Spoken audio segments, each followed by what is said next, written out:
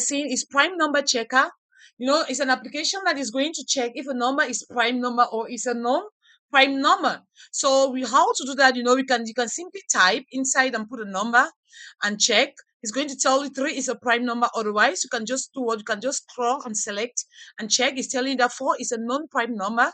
You can use these arrow bars. You can use them to like check to know whether it's a prime number or not.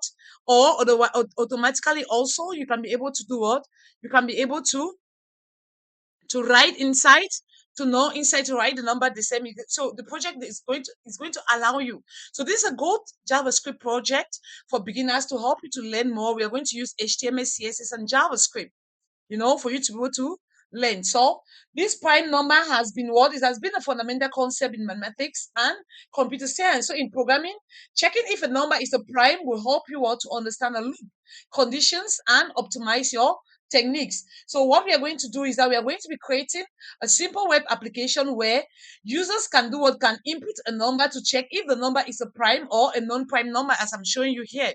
That is just how it is going to be. So the application is going to accept a number as input from the users, check whether the number is a prime or a non-prime, and display the result.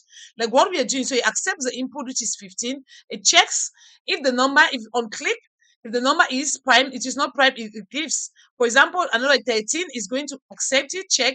Is it 13? It's a prime number. This is just how it is going to be. So let's see how we can be able to build this particular application, for it to be able to check whether a number is a prime number or it is not a prime number. And then we are going to be using what? HTML and CSS for the structuring to provide. So HTML is going to provide the structuring, everything. Let's try to understand this and see how it goes.